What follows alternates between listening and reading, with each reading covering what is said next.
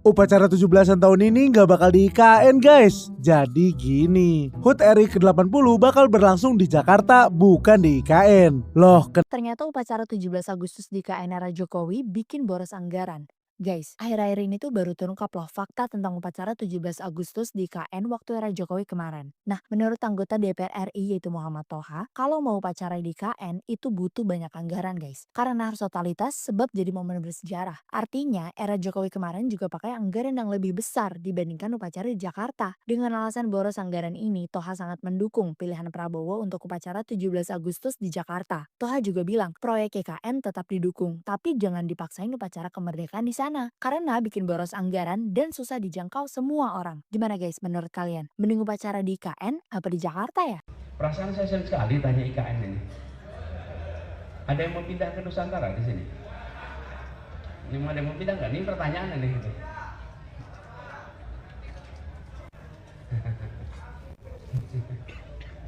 Jadi begini, saya membedakan antara keinginan dan kebutuhan. Kita punya banyak keinginan. Pertanyaannya, apakah keinginan kita adalah kebutuhan? Bangsa ini memiliki sumber daya terbatas. Sumber daya kalau bahasa terus terangnya apa? Uang kita terbatas. Ini kalau mau terus terangnya, uang kita terbatas. Kalau uang kita terbatas, mau dipakai untuk memenuhi keinginan atau memenuhi kebutuhan? Kebutuhan. Kebutuhan. Kalau memenuhi kebutuhan, pertanyaan berikutnya, apakah membangun satu kota baru itu kebutuhan? Pertanyaan nih, monggo kita jawab. Kalau itu dianggap kebutuhan, mari kita alokasikan. Tapi kalau itu keinginan, menurut saya yang harus kita bereskan kebutuhan kita dulu. Kebutuhan kita, apa kebutuhan kita? Nggak usah jauh yang di luar, yang di Kalimantan saja. Kalimantan. Betapa banyak sekolah di Kalimantan yang statusnya rusak berat. Itu anggarannya untuk perbaiki sekolah maju penduduk Kalimantan. Warga Kalimantan yang tersebar di Kalimantan aja dulu, yang tidak memiliki fasilitas puskesmas banyak sekali. Cukup gak kita bisa alokasikan itu antar kota di Kalimantan? Bapak Ibu sekalian, nih contoh, kalau mau dari Pontianak ke Kalimantan Tengah nih, Palangkaraya, kemudian ke Banjarmasin, kemudian ke Samarinda, ada nggak jalurnya ke sana? Nggak ada, nggak ada. Coba bayangkan, kita baru bicara Kalimantan saja, betapa banyak kebutuhan-kebutuhan di Kalimantan yang membutuhkan alokasi anggaran kita. Karena itu saya melihat gagasan tentang ibu kota sebagai sebuah keinginan itu sah. Tapi ketika kita punya kebutuhan, yang kebutuhan-kebutuhan itu belum bisa dipenuhi karena kendala anggaran, sebaiknya kebutuhan-kebutuhan itu dituntaskan dulu, baru kita menyelesaikan soal keinginan kita. Dan kalau itu dikaitkan dengan masalah di Jakarta, Bapak Ibu, masalah di Jakarta tidak akan selesai kalau statusnya tidak ibu kota, nggak selesai. Karena masalah di sini tetap harus diselesaikan. Justru menurut kami ini kesempatan Jakarta membuktikan. Saya beri contoh, Jakarta disebut sebagai kota yang mungkin disebut tenggelam, sinking city. Kalau Bu Firda lihat tahun 70-an yang disebut sebagai sinking city itu di mana? Tokyo. Tokyo itu disebut sebagai kota yang tenggelam. Apakah sekarang masih disebut? Tidak. Selesai. Bila ada kemauan, alokasikan sumber daya, bisa persoalan itu diselesaikan. Jadi, gitu ya. Saya bisa jawabnya panjang nih, tapi cukup sampai sini aja. Makasih. Ini yang bakal jadi headline besok. Sesuatu yang punya dasar kuat dan baik dirasakan masyarakat, dengan sendirinya akan menggelinding. Dengan sendirinya akan menggelinding. Tapi kalau dia tidak memiliki dasar yang kuat, ya, kemudian tidak jelas yang mendapat manfaat siapa, maka wali kota itu harus kerja keras, pakai otot politik untuk membuat program yang diinginkan jalan. Betul tidak, Mas Ila?